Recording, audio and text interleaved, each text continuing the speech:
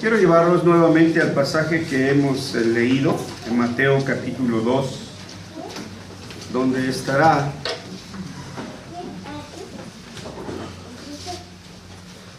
de lo que vamos a discurrir esta tarde.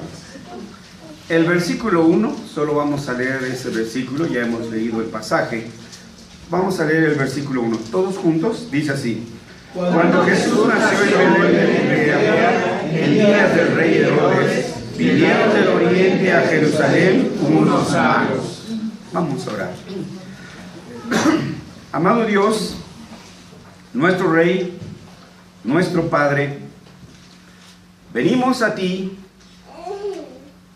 ante tu palabra, Señor, porque estamos deseosos de escuchar de ti, porque solamente de ti hay palabras de vida. Señor, más al punto nosotros nos damos cuenta de nuestra insuficiencia, de nuestra debilidad, de nuestras imperfecciones, para poder entender a cabalidad lo que es tu palabra. Pero nos aferramos, Señor, y apelamos a aquella promesa de nuestro Señor Jesucristo. Antes de partir a tu diestra, promesa nos dio de enviar a tu Espíritu Santo, el Consolador, el que nos enseñaría todas las cosas.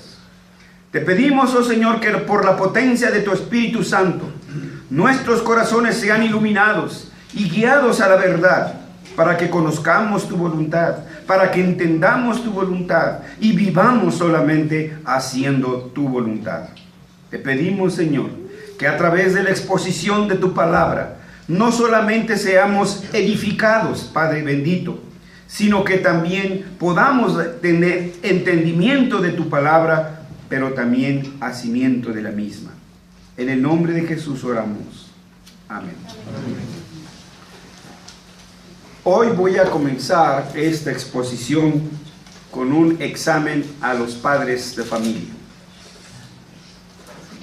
No se preocupen, no saquen cuaderno, no saquen lápiz, ¿sí? Pero el examen, insisto, es para los padres de familia. Irán, ¿me podrías decir qué celebramos el 6 de enero? Que te oigan todos. El día de los Reyes Magos. El día de los Reyes Magos. Bueno, a ver, Noé, ¿qué celebramos el 6 de enero?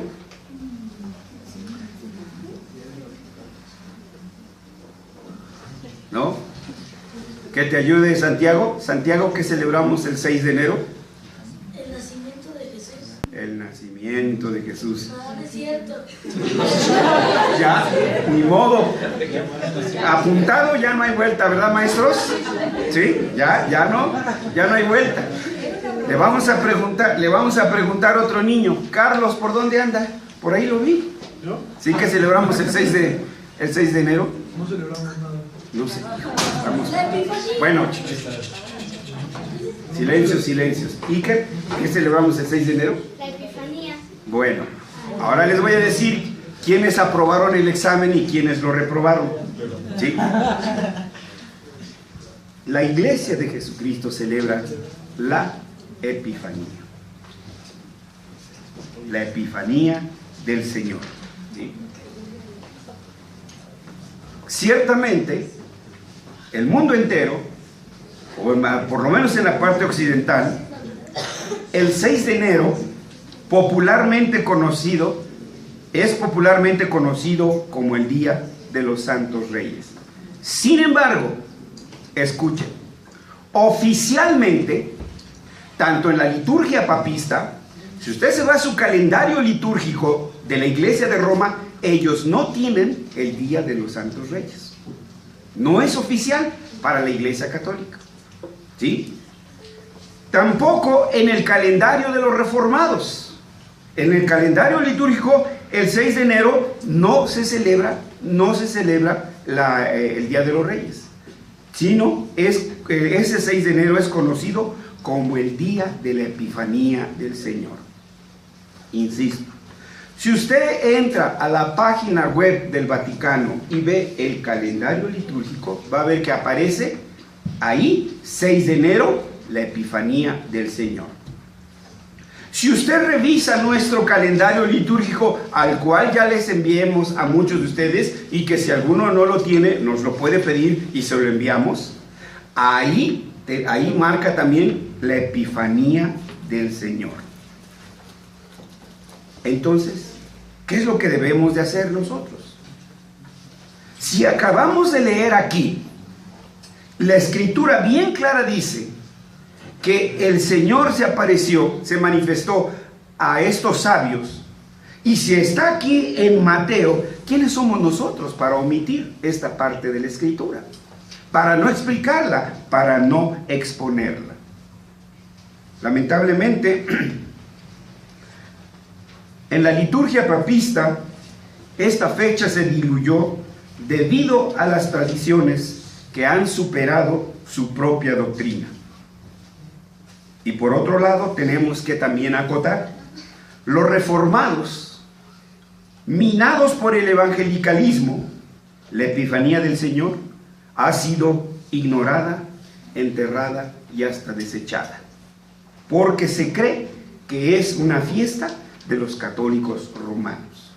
Esta es una fiesta de la Iglesia del Señor, y Dios no tiene contrato de exclusividad con nadie. La Epifanía era una de las 3 fiestas más importantes de la Iglesia de los primeros siglos.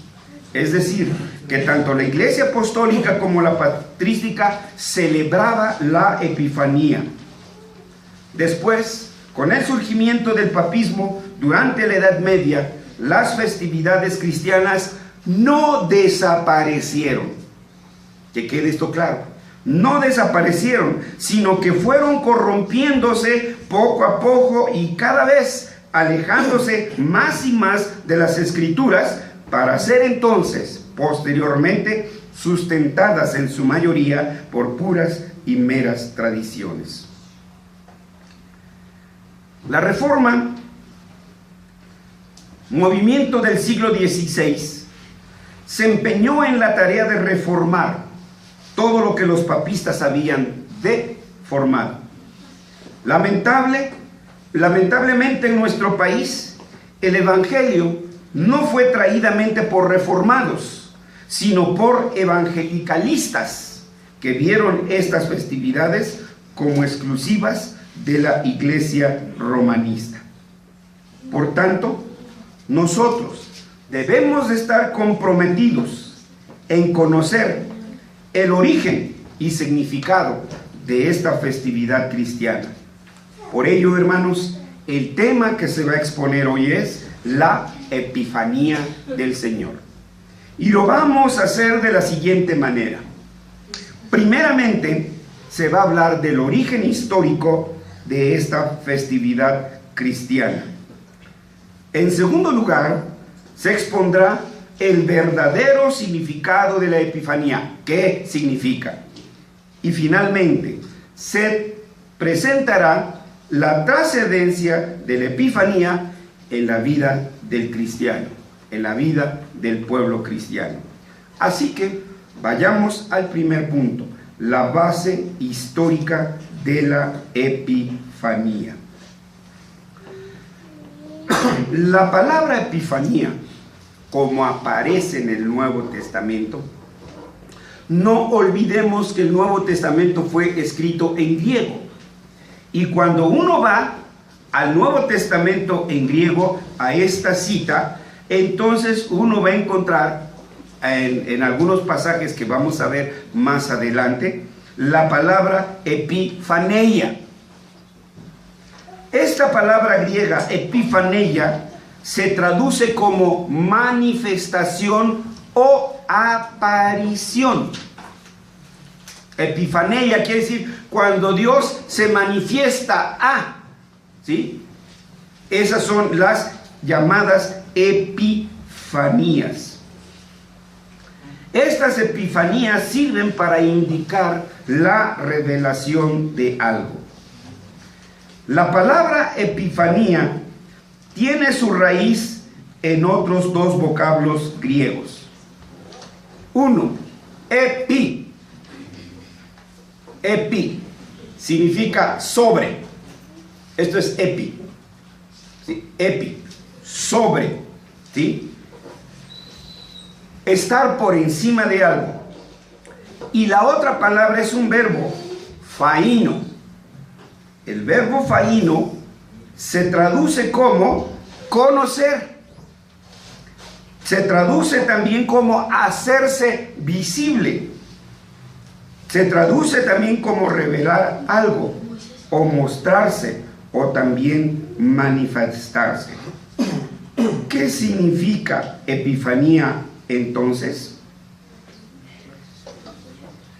Esta palabra, epifanía, nos da la idea de una manifestación sobrenatural.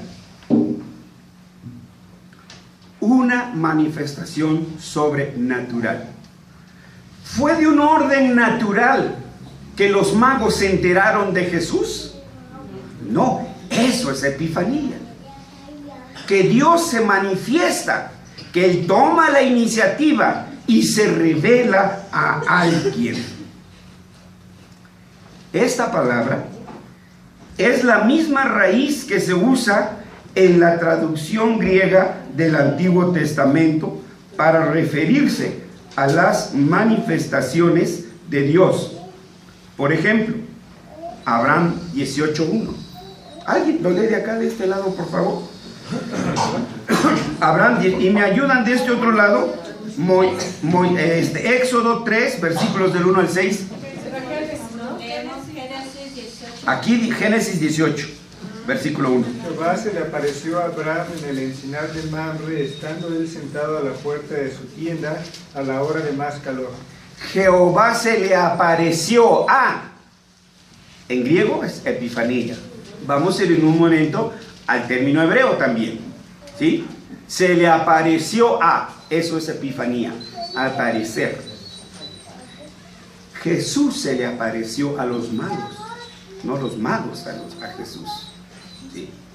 Sigamos. Ahora de este lado, Éxodo 3, versículos del 1 al 6. Apacentando Moisés las ovejas de Jetro, su suegro, sacerdote de Madián, llevó las ovejas a través del desierto y llegó hasta Horeb, monte de Dios. Y se le apareció el ángel de Jehová en una llama de fuego en medio de una zarza.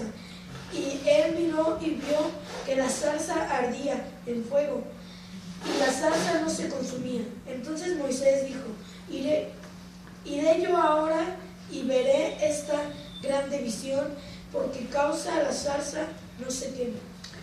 Dice la Escritura, y se le apareció Jehová en forma de zarza. Esa es epifanía, una aparición tomada por iniciativa de parte de Dios. Por eso es epi, porque viene de arriba hacia los hombres. ¿Vamos bien? ¿O me regreso desde el principio? ¿Sí? ¿Sí? Bueno, seguimos adelante. Los cristianos del siglo II y del siglo III veían tanto el bautismo del Señor como en su transfiguración, como las apariciones o manifestaciones de Dios para su pueblo Israel en el Antiguo Testamento. Es decir, que estas también eran epifanías. Otra vez, en el bautismo del Señor, en el momento en que Juan el Bautista, ¿sí?, pone el agua en Jesús, ¿qué sucedió? Se oyó una voz, se apareció una paloma y la voz del Señor. Esa es una epifanía. Entonces ellos lo vieron como una epifanía. Cuando el Señor va al monte, ¿se acuerdan? Con dos de sus discípulos, y se aparecen, ¿quiénes? Para hablar con él, Elías y Moisés. Esa es una epifanía. Ahora sí ya entendemos, ¿sí? Perfecto, ahí nos vemos. ¿No, verdad? ¿Para qué es este conocimiento? Si no, así nos volvemos fariseos, bien académicos, pero ¿de qué nos sirve esto, verdad? Entonces tenemos que seguir adelante, porque el Señor entonces hizo estas epifanías para su pueblo. Sucedió lamentablemente en el siglo IV y V que durante las historias del nacimiento de Cristo se empezaron a formar parte de estas celebraciones, la de la Navidad. A ver, me explico. Primero, la Iglesia del Señor tenía muy presente las epifanías de Jesús, la epifanía a los magos. Esto fue durante los primeros, segundo y tercer siglo, pero por el siglo IV y el siglo V aparece la celebración de la Navidad. ¿Qué sucedió? Que se volcaron a la celebración de la Navidad y se les olvidó la Epifanía. Esto que ven aquí es un ejemplo. Si hiciéramos un examen, ¿cómo se llama este árbol? ¿Hacemos otro examen? ¿Sí? Entonces, la mayoría diría, aquí ya están unos en sexto grado, ya los oí, diría, el árbol de la Navidad. No, hermanos, es el árbol de la vida. ¿Sí? Pero ha desplazado ese término, el árbol de la Navidad, al árbol de la vida. Y de tal manera, como hemos insistido, que hoy cada quien lo adorna como su imaginación le da. El pueblo del Señor no hacía eso. ¿Sí? El pueblo del Señor no hacía eso. Entonces empezaron a entretejer varias, al mismo tiempo se empezaron a entretejer varias tradiciones alrededor de los legendarios magos. Por ejemplo, Agustín y Crisóstomo sugirieron que eran 12 magos, 12 reyes, como los apóstoles. ¿Por qué? Porque tómese nota. La Escritura no dice cuántos, dice unos, ¿sí? Cuando Jesús nació en Belén de Judea, en días del rey de Herodes, vinieron del oriente a Jerusalén 12 magos, 3 magos, 5 magos, ¿cuánto? Unos. No, exacto, más de uno, pero no dice cuántos. Así que no podemos, la Escritura no dice categóricamente 3, por tanto nosotros no podemos decir categóricamente 3. Por eso empezaron entonces ¿a qué? A surgir tradiciones. Agustín y Crisóstomo pensaron, bueno, pues serán 12 como los apóstoles, pero eso era especulación, hermanos, ¿sí? La verdad es que la Escritura, insisto, no menciona cuántos eran los magos, ni siquiera asegura que eran reyes. Aquí no dice que eran reyes. ¿Dónde dice? No, ¿verdad? De ninguna manera. La Escritura no dice que sean reyes, simplemente los llama sabios. Magos, que significa sabios, o sea que eran estudiosos. No sé si eran de la Metropolitana o de la Ibero, de la UNAM o del Poli, pero eran académicos, hermanos. ¿Sí? Entonces vean ustedes, ahí, ya para el siglo VI, sí, ya para el siglo VI se dedujo que eran 3. Simplemente se dedujo que eran 3 por los regalos que se mencionan en el Evangelio: oro, incienso y mirra. Pero esa es solo deducción, hermanos. La Escritura no sigue siendo específica en decir eran 3. Pero pues así sigue, ¿no? Cuando no nos fundamentamos aquí en el terreno de la imaginación, en el terreno de la especulación, siempre ganamos. En el terreno de la especulación siempre seremos campeones, ¿sí? Y entonces, cuando nos alejamos de las Escrituras, podemos empezarle a ir agregando. Más adelante, ya no solo se les ocurrió decir que eran 3, no solo que eran reyes, ahora hasta nombre les pusieron: Gaspar, Melchor y Baltasar. Entonces vean cómo va avanzando la tradición y cómo la escritura se va quedando ocultada. Más tarde se fueron añadiendo más detalles. Se dijo, por ejemplo, que Gaspar tenía 20 años. Ojo, muchachas. Sí, estaba jovencito. Estaba, porque ahorita pues ya, si existiera estuviera no, muy viejito, ¿verdad? Pero además se les ocurrió decir que era rey de Tarso y por tanto con un físico indoeuropeo. Por eso está medio morenito y un poquito larguito de su cara, si lo ven en las fotografías las que se hacen hoy en día. El siguiente, Baltasar, se dijo que tenía aproximadamente 40 años y que era rey de Etiopía. Por tanto se deducía que era de 2,80, no, ¿verdad? De 1,80, de ojos azules y pelo rubio, porque era de Etiopía, ¿no? ¿No? Negrito, ¿verdad?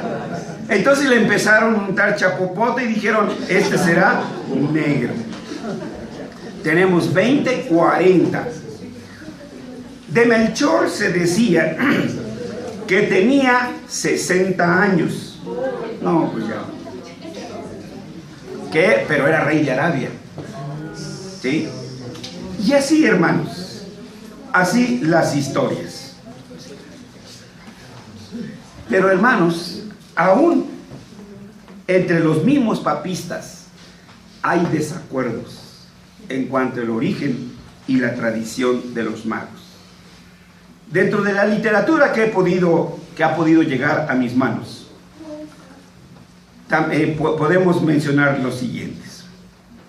Una de ellas dice, y lo pelean, que los Reyes Magos, según la tradición italiana, tienen otra historia. Los habitantes de Milán, una provincia italiana, durante siglos se refirieron a los Reyes Magos con el nombre de Eleuterio, Rústico y Dionisio. ¿Alguien quiere llamarse Eleuterio? Digo, será rey. Gracias, hermano. Rústico y Dionisio. Ya está Rústico. Su historia está envuelta en misterio. Se dice, según la tradición italiana, que ni siquiera eran reyes, sino solamente hombres muy ricos. Tampoco se sabe con exactitud de qué lugar de Oriente venían. Es generalmente aceptado, sin embargo, que murieron en Persia, mártires de la fe, y que tiempo después sus cuerpos fueron sepultados en una sola tumba, al principio del siglo IV en Constantinopla. Allá quedaron los cuerpos de los 3 reyes magos, según esta tradición. Pero hay otra leyenda, hermanos. Según otra leyenda, sus reliquias fueron custodiadas en la Basílica de San Eustorgio hasta el siglo XII, por ahí del año 1300. Pero fue el propio Eustorgio quien la recibió del emperador Constantino en el año 325, cuando viajó a la capital del Imperio de Oriente para recibir la consagración como obispo de Milán. Es decir, el imperio le dijo, obispo, ten aquí los huesitos de los reyes.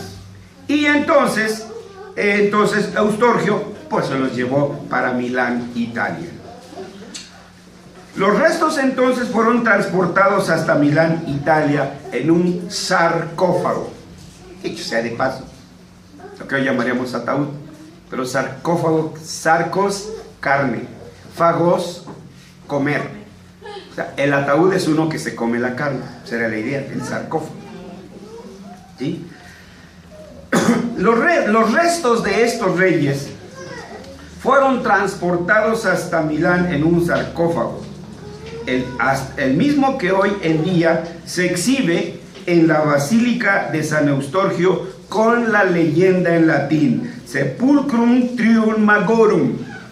Si le pegan al melate, cuando vayan al Milán, pueden ir y contemplar ahí los restos de los reyes. Todavía se exhiben. Entonces, estas son las tradiciones. En otra ocasión mencionaba, y quiero hoy tomarlo, no viene aquí, pero nada más para que lo tengamos presente. En un principio se comenzó a estilar que entre los adultos este día se hacían regalos entre ellos. 6 de enero. El adulto le regalaba a otro adulto un regalo, no a los niños. Así que hay que revertir la historia. ¿Sí? Así estaba. ¿Sí? Entonces esto fue. Pero poco a poco, después de este intercambio de regalos, ¿sí?, entonces ya fue cambiando a esta práctica que era entre los adultos, y después pasó a los niños. Más adelante fue agregada la llamada rosca de Reyes con los muñecos dentro del pan, que simbolizaba el tiempo que el Señor se tuvo que ocultar. Pero otra vez, hermanos, insisto, la Escritura no usa la palabra simbolón. Los símbolos son especulativos, son producto de la imaginación. La Biblia usa la palabra misterio, las cosas que Dios revela a su pueblo. Así que en la simbología, pues cualquiera, para cualquiera este micrófono significa que una ballena, simboliza una ballena. Para otro puede simbolizar un burro, para otro puede simbolizar un perro. Los símbolos, le podemos dar el símbolo que queramos, pero la Escritura es muy específica. Ay, hermanos, si les siguiera yo platicando, que de veras, porque tengo que leerlo, ¿no? Pero mejor pasamos al siguiente punto, ¿no? ¿Cuál es el significado de la Epifanía? Ahora sí que me acordé del señor Caram, ¿sí? ¿Apellida? Sí. Yo ya me cansé, ya estoy cansado, ¿no? Sí, puedo seguir, hermanos, puedo seguirles aquí hablándoles de tradiciones y leyendas y cómo de veras, cómo esto se ha distorsionado. Pero estamos aquí para ver la Escritura y para hablar de ella y lo que ella tiene para nosotros. ¿Cuál es el significado escritural de la Epifanía? Que este es nuestro segundo punto. Para poder arribar a un concepto sano de la Epifanía, debemos fijar nuestra atención en los magos, en la palabra y en Jesús. Estos son los 3 protagonistas de este pasaje que hemos leído. Primero, los magos. Dice: cuando Jesús nació en Belén de Judea, en días del rey Herodes, vinieron del oriente a Jerusalén unos magos. No dice reyes, dice magos. Así que tenemos que explicar qué quiere decir la Escritura o qué se entendía en ese momento por magos.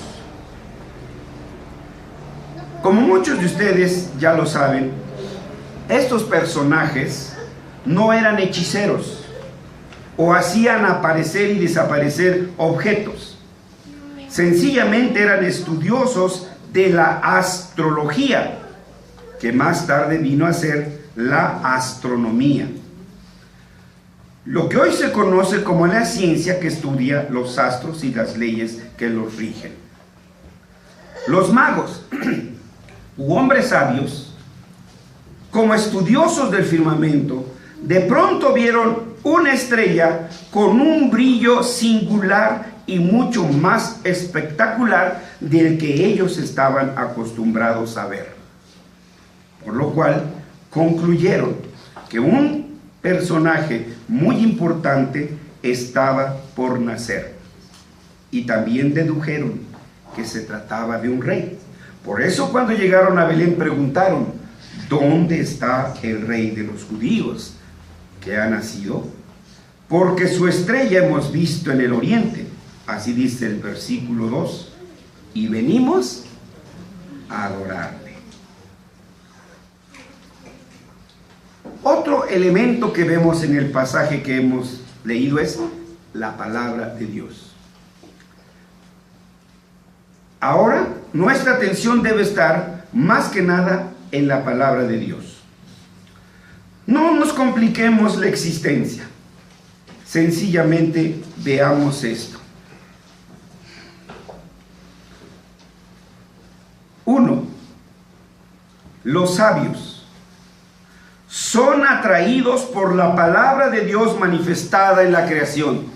Los cielos cuentan la gloria de Dios. ¿Qué vieron en los cielos? La estrella. Dios hablándoles por medio de la creación. Esa es la palabra creacional. Dios, dice el apóstol, ¿sí? Porque su eterno poder y deidad son claramente visibles. ¿En dónde? Por medio de las cosas hechas. Al ver el sol, la luna, las estrellas, todo eso, Dios nos está hablando. Entonces, lo que queremos decir es que la creación también es la palabra de Dios.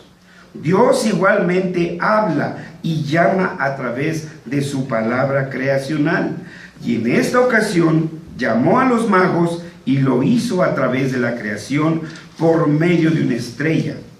Dios habló a los magos a través de la palabra creacional.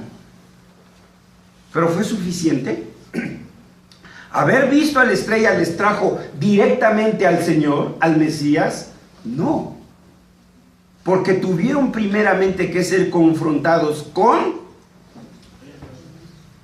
Y tú, Belén de la tierra de Judá, ¿con qué fueron confrontados? Con las escrituras, con las profecías.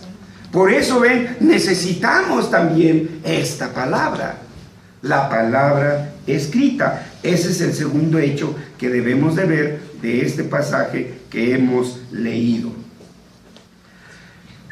Entonces los magos fueron reorientados y remitidos y confrontados con la palabra de Dios manifestada en las Escrituras.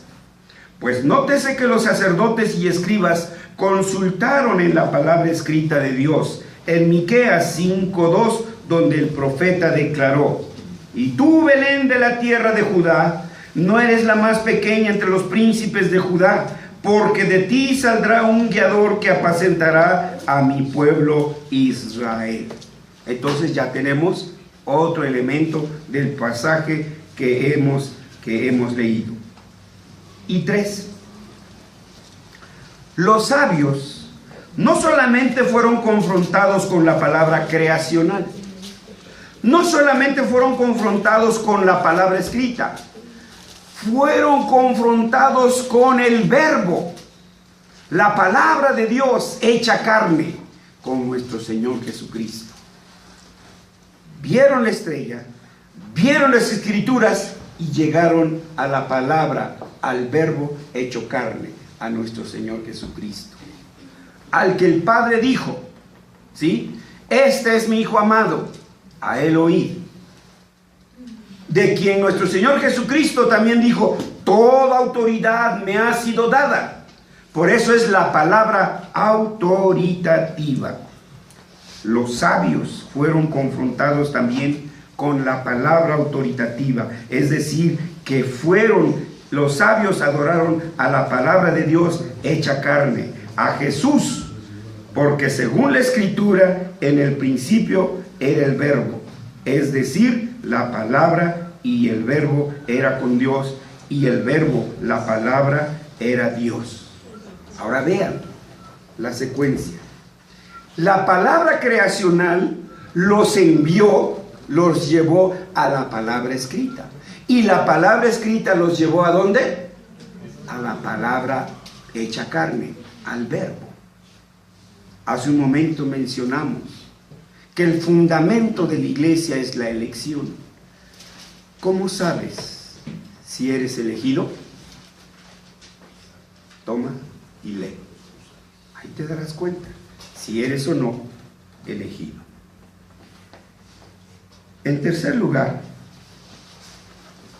aparece en este pasaje el tercer protagonista, Jesús. El personaje central es Cristo, no los reyes. Eso debe tomarse en cuenta. Fue Jesús quien se reveló a ellos. No fueron los magos que vinieron fue el Señor que los atrajo. Por su palabra los fue trayendo hasta confrontarlos con el que es el autor y dador de la vida. Hasta este punto los magos habían dependido exclusivamente de sus conocimientos, pero al llegar a Judá fueron remitidos a la palabra escrita, la cual solamente por la fe se puede ver al Hijo de Dios. La fe no es algo que brote, espontáneamente del hombre. La fe no es un atributo humano. La fe es un don de Dios. Por gracia sois salvos por medio de la fe. Y esto no de vosotros. Entonces la fe es un regalo que el Señor nos da. Y nos lo da a través de la palabra. No va a aumentar nuestra fe si desechamos la palabra. Porque Pablo también es muy claro. La fe es por oír la palabra. ¿Quieres que tu fe se vea fortalecida? Pues lee más entonces la palabra de Dios. Entonces, hermanos, la Epifanía nos ayuda a recordar que Cristo siempre estará oculto para el mundo caído en pecados y miserias. Pero es Dios quien revela a su Hijo Jesucristo a su pueblo escogido. Si no es por su misericordia, nosotros no podremos ver a Cristo. Tomemos ese pasaje que cuánto me gusta y siempre lo menciono. Cuando el maestro le pregunta a sus discípulos, ¿quién dicen los hombres que soy? Y su primera respuesta es, pues unos que un profeta, unos que Elías, unos que acá. Pero luego el Señor fue más específico en su pregunta. ¿Y ustedes? ¿Quién dicen que soy? Y Pedro, a nombre de los demás, se adelanta y dice, tú eres el Cristo, tú eres el Hijo del Dios Altísimo. ¡Qué sublime respuesta! Y entonces el maestro que le da su palmada a Pedro, ¡qué santo eres, Pedrito! Sí, no, hombre, eres bien sabio, no, hombre, ¿quién con...? ¿Cuál fue la respuesta del Señor? Bienaventurado eres, Pedro, porque no te lo reveló carne ni sangre, sino mi Padre que está en los cielos. Es por revelación, hermanos. Entonces Dios se reveló a los magos. Es la epifanía del Señor a los magos y con ello la apertura a todo el mundo gentil en el cual usted y yo estamos entonces incluidos. Porque se apareció primero a los pastores, a los sacerdotes, a los líderes, a todos ellos y después al mundo entero.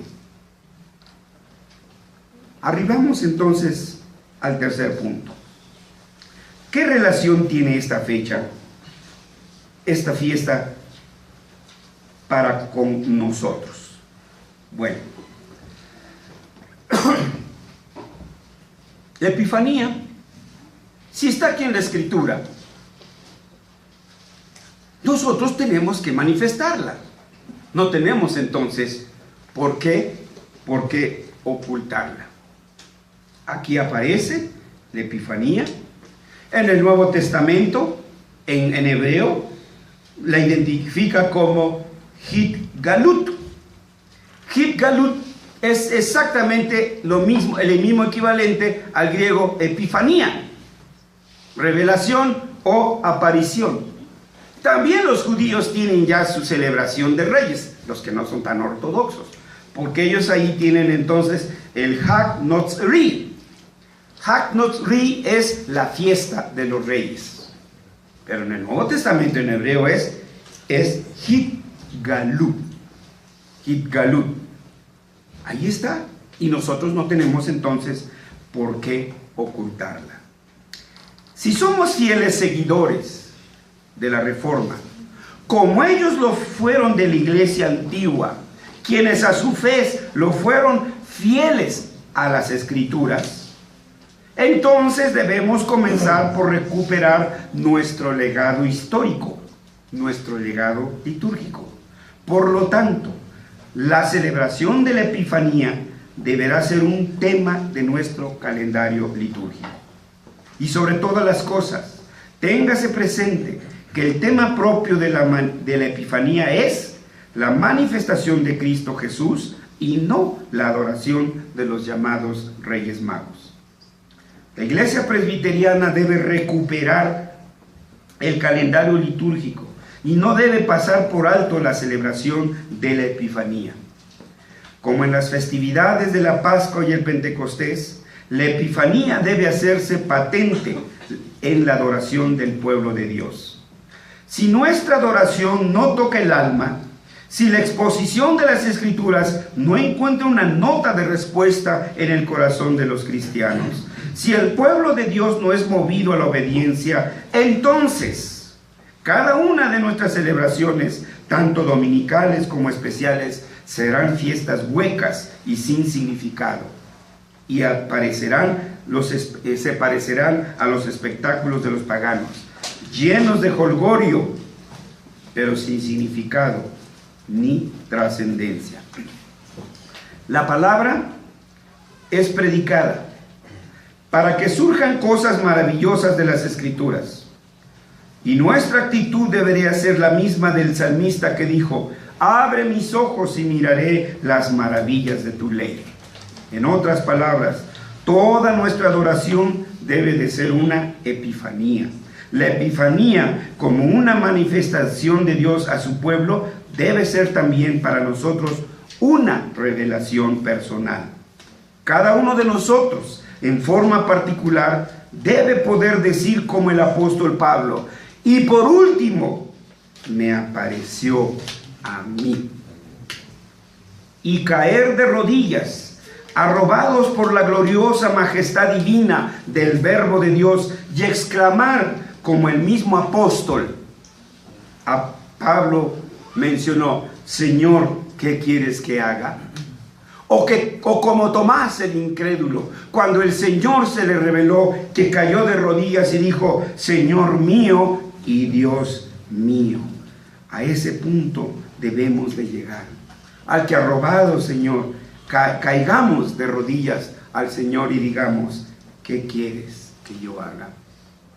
Que quede claro entonces que la celebración de la Epifanía, en ella recordamos que Dios se ha manifestado y se sigue manifestando a su pueblo escogido.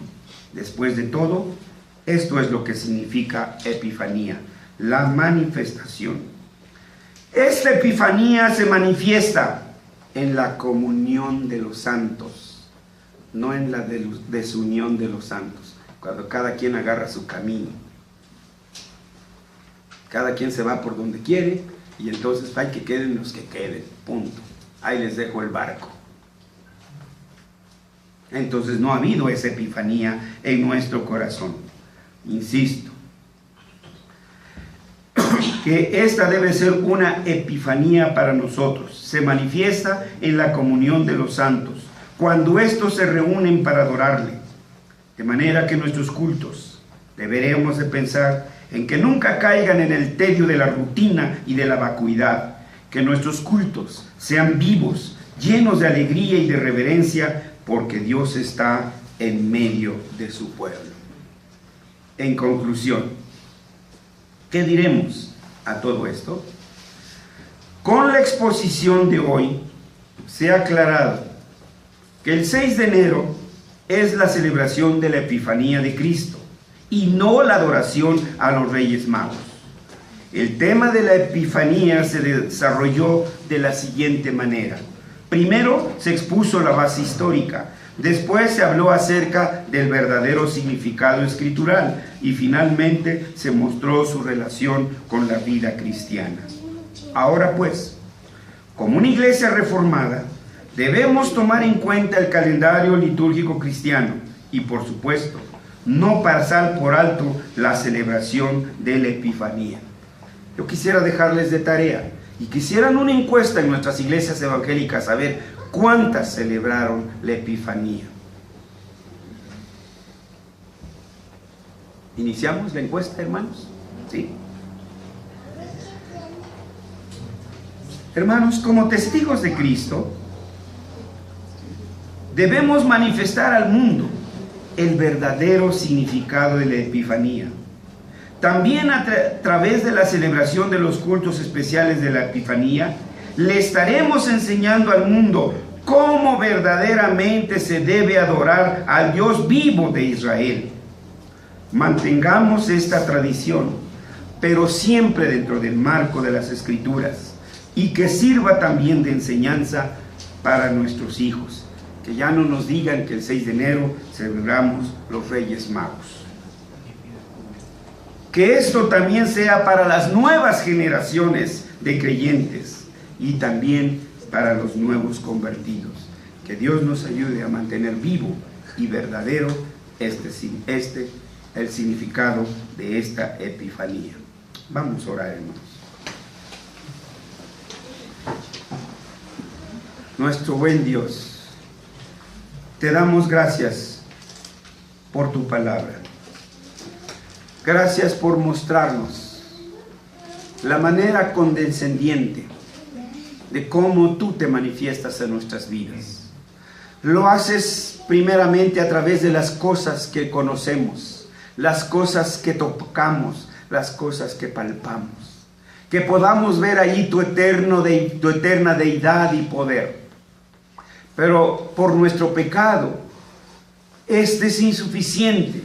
Y que nos lleves a las Escrituras para que podamos, como buenos bereanos, comprobar. Porque te has manifestado a nosotros y nos has revelado a tu Hijo Jesucristo, a través del cual y por el único que podemos llegar a ti.